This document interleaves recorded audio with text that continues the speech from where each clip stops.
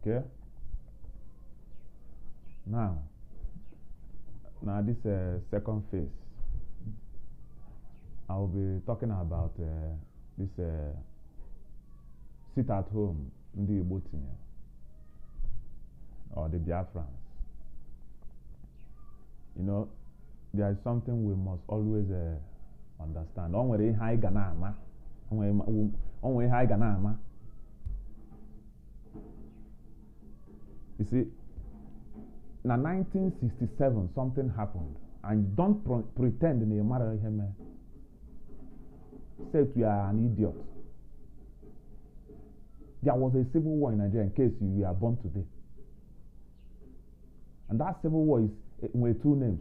You see the name for the Nigerian Civil War or the Nigerian Biafran War.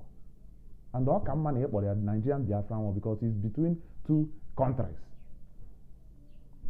Nigeria and the Biafra. Because Biafra, there was a declaration of a republic called Biafra, which became a country for 30 months. And some countries outside here recognized it, and that makes it legit.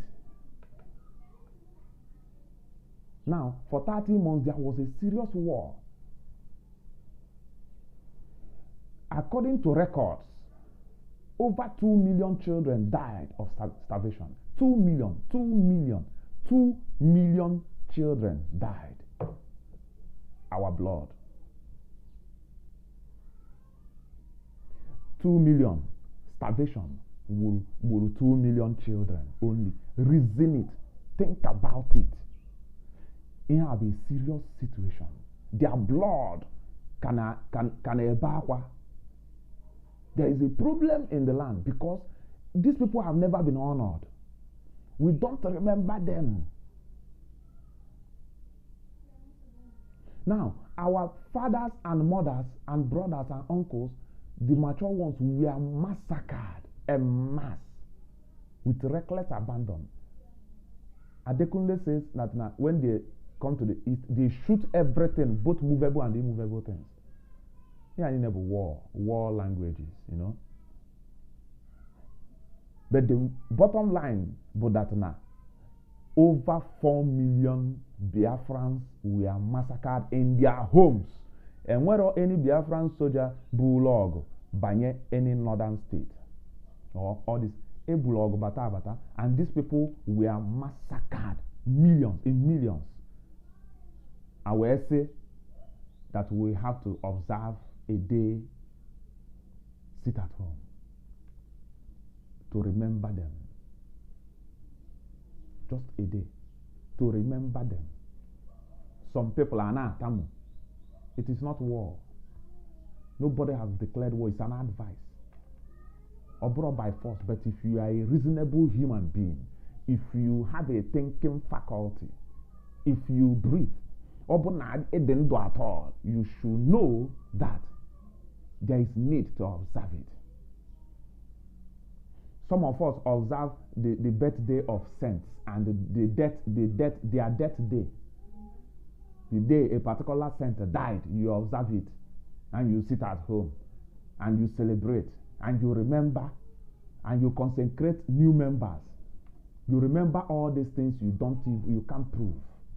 But in Kemergeme, your blood brothers and sisters perished in millions. I think we put a day to remember them, not to fight for them, to remember them. No problem, go. Do what you want. Let me tell you, the sit at home is divine.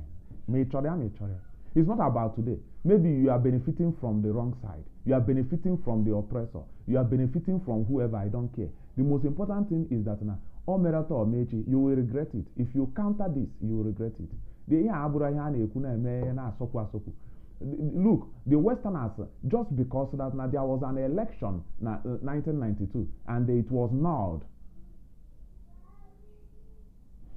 June 12th is non-democracy day in Nigeria.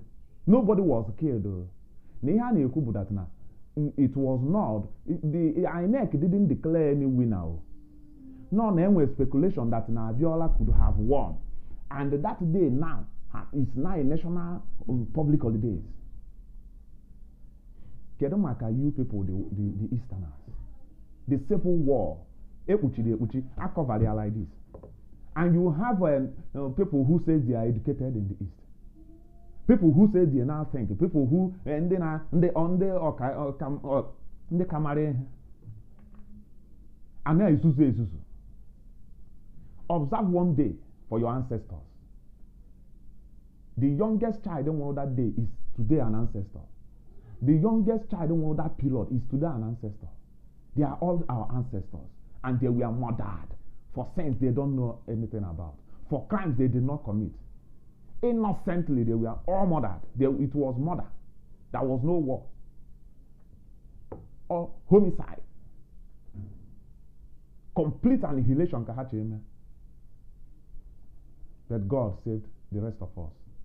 They paid the major price. They gave us somehow a sense of pride.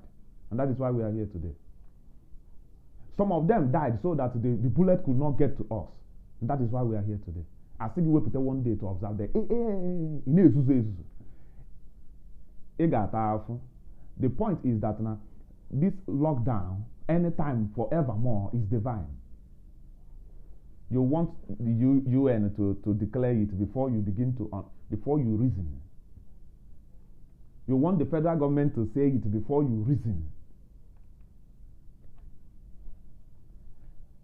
The message is that this lockdown, if you are a Biafran, if you identify, it's not you can, it is your right to belong or reject any association. It is your right. If you get, that is why it is your right to say, I don't want to belong to this country, or I want to belong to that other country. That is why people can live here and become citizens of another country. This is common sense. You don't need uncommon sense here. You don't need, or see, the thing is, this lockdown is divine. Akachukudia, observe it. If you want to progress, and if you want your generation to tap from this progress, observe it. Thank you very much.